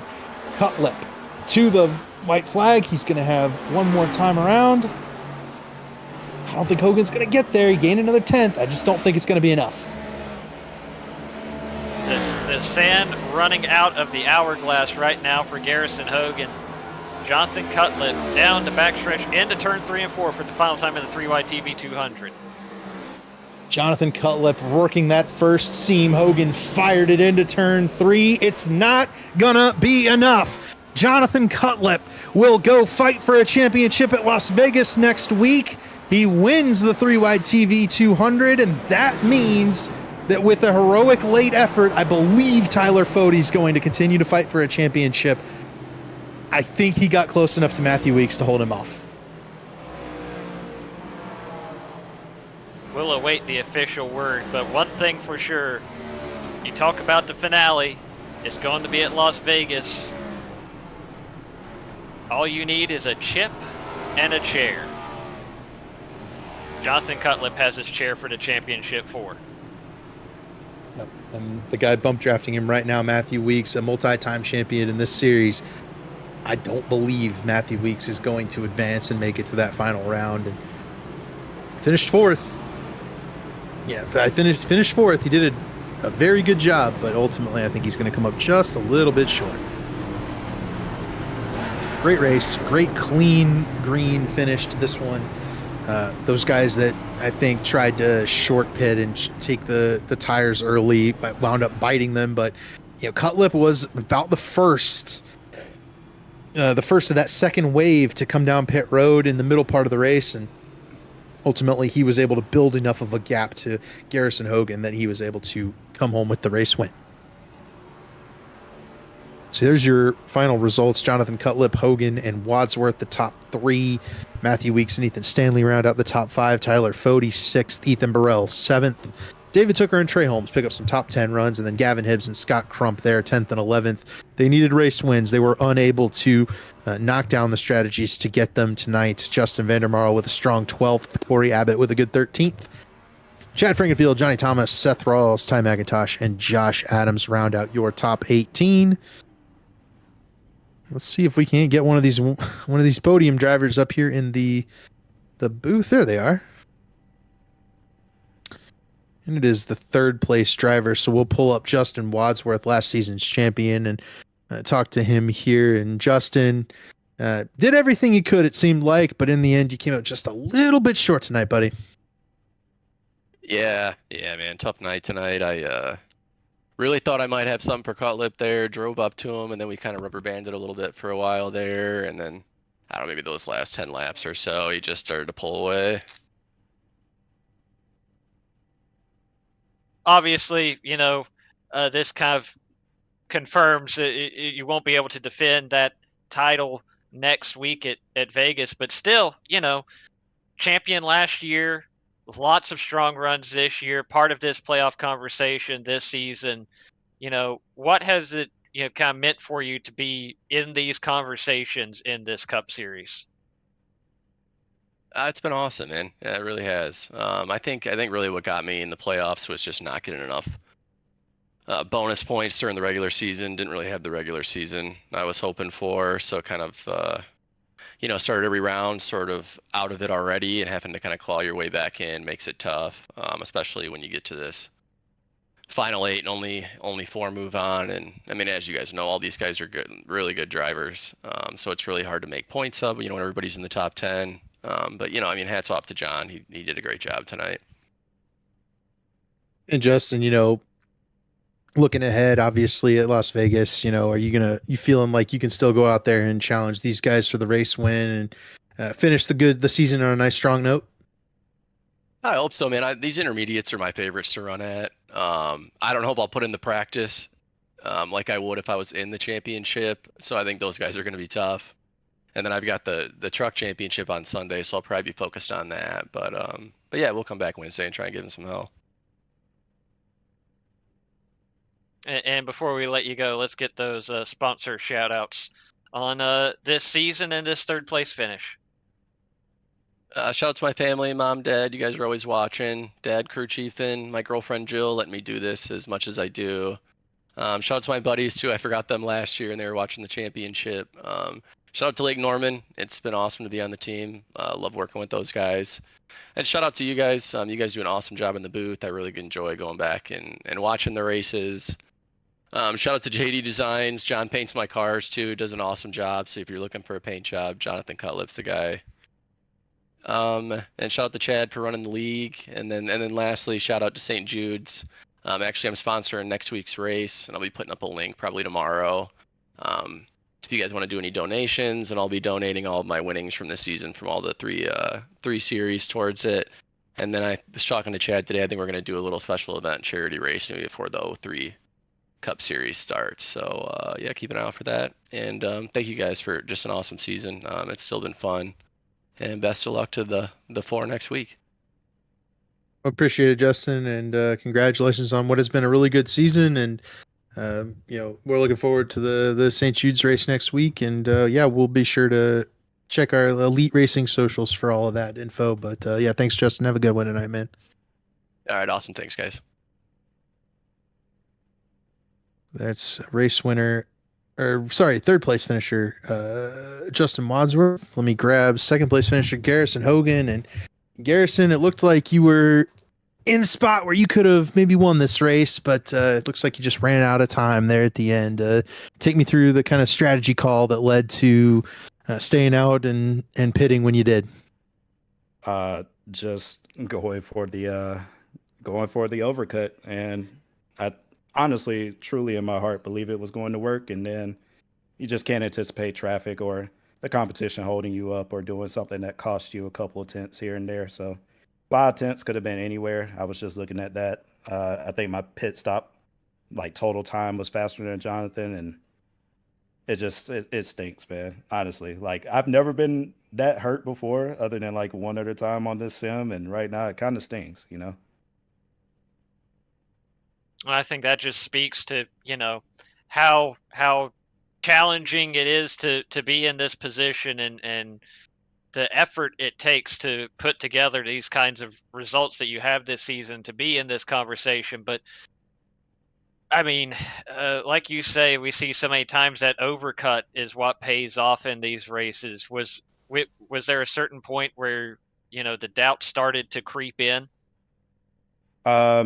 Pretty much early off in the run when I kind of knew I was behind weeks, and I don't think I anticipated him being as slow at the beginning of the run. I knew that he kind of had to go catch the 5. So he was pushing a little bit, but not as much as I thought. And then I tried to pass him one time and I lost a little bit.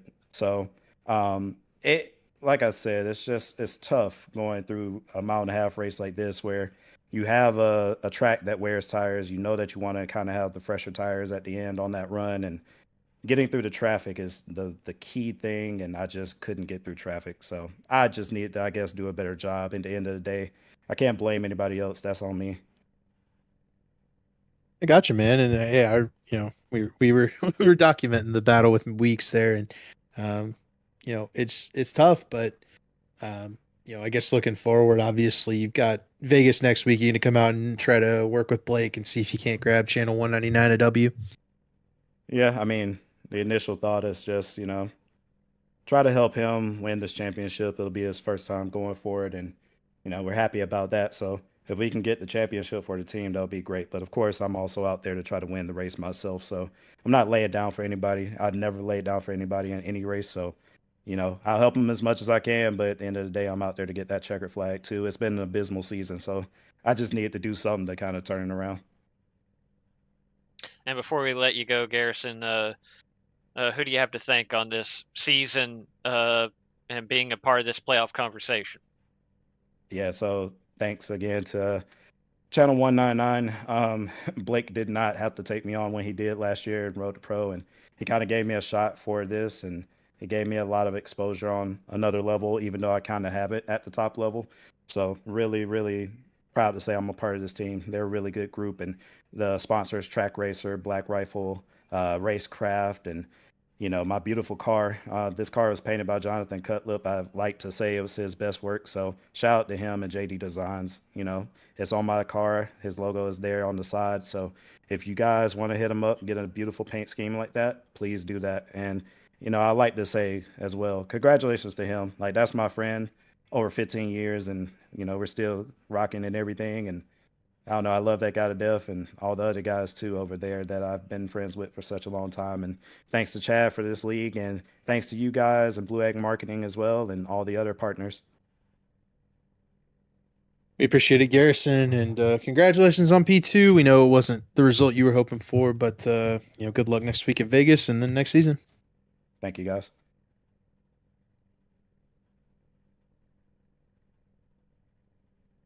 Let's grab race winner Jonathan Cutlip. Oh, I thought I hit the button. No, there he is.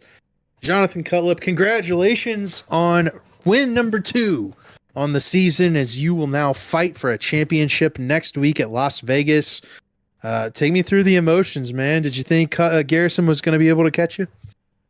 Yeah, it was one of those things when I pitted, I tried to get a little bit of track position advantage over him because we started to run into lap traffic, and I knew we were going to slow up from that.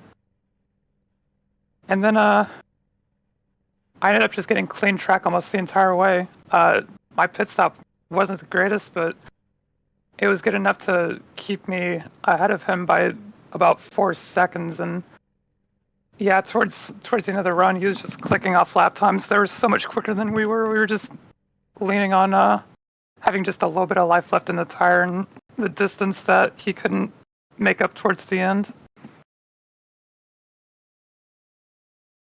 And obviously, I mean, you talk about everything that goes into this win, the figuring out the strategy, the what was on the line, racing against guys who had to win this race just like you did, and now you get to battle for a championship for. I mean, how do you put all of that into perspective and into words coming out of tonight? Honestly, championship is kind of like, I'm just so happy to finally get my first non-plate win.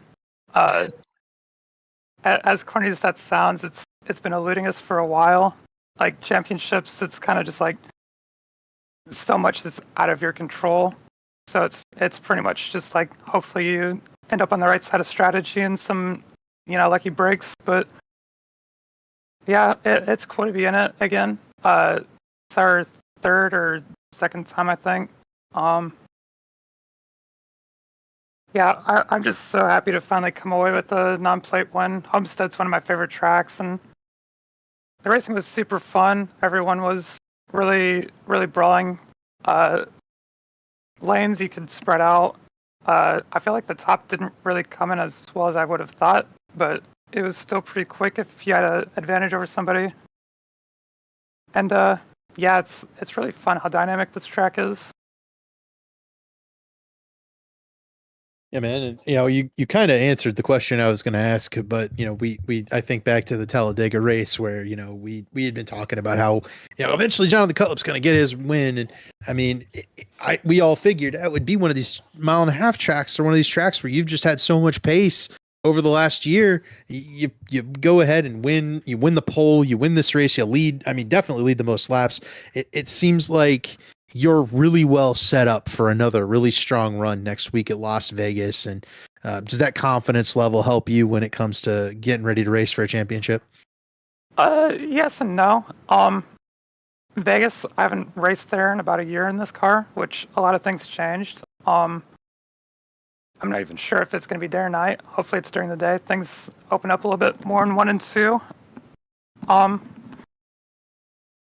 Surprisingly, you mentioned the intermediates, and I was looking back at my stats, and I'm slightly better at short tracks statistically, which is kind of bizarre because it's kind of just chaotic. So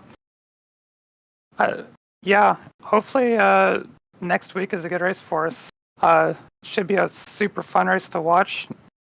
Going to be a bit like tonight where a lot of lanes are going to be viable. And before we let you go, let's get those shout-outs and thank yous on this win tonight. Shout out to you guys here in Elite. Dave, David, and Zach. Hopefully you guys had a good race to watch tonight. Shout out to Race CPI. Shout out to my team, Field Up Racing. It's fun hanging out with them week in and week out. I gotta give out some personal shout outs to Garrison Hogan, Graham Bolin, Jared Liebert. They taught me a lot about this track, and I wouldn't be here without them. They're all really quick here, and they taught me a lot of things over the last couple of years that I put into effect tonight. But yeah, I don't think I'd be here without them. So yeah, shout out to them. Shout out to my mom watching. She's pretty happy. Shout out to all our family watching. Hopefully they had a good time. Well, congratulations, John, on your first non-plate, non-Dega win. And then, we talked about it. We knew one was coming, and obviously you snagged Dega before you could snag this one. But yeah, congrats for real, and good luck next week in the championship race, buddy. Thank you so much. Have a good night. And that will conclude interviews for the 3Wide TV 200. Zach, what a finish. I mean, that thing went green for near 100 laps and resulted in a Final Four that I think was expected coming into this one, but it leaves out some really strong competitors from competing for a championship this year.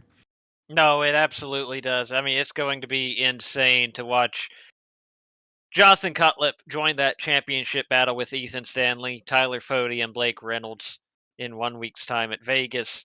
And what a track for that race to play out at. That's the beauty of this playoff system, right? You're gonna show up. Any of those four guys have a chance to win that championship next week. And yes, we've talked about it. Blake Reynolds, Ethan Stanley, the favorites for most of the season. But like we saw tonight, all it takes is one race, one pit strategy call, one couple extra laps in clean air on a green flag run, and it's a completely different conversation. So, we'll see what Las Vegas has in store for us next week. Yeah, I'm very excited. It's going to be kind of the best of the best racing it out for the Belly Up Sports Cup Series Championship for 2025A. So please do not miss it. We'll be back here on Elite Racing Network, same time to finish it out with that St. Jude's race at Las Vegas for the championship. So for all of us at the Elite Racing Network, for Dave Huckleberry, Zach Evans, David Westergreen, myself, this has been the 3Wide TV 200, and we will see you next week. Have a good night.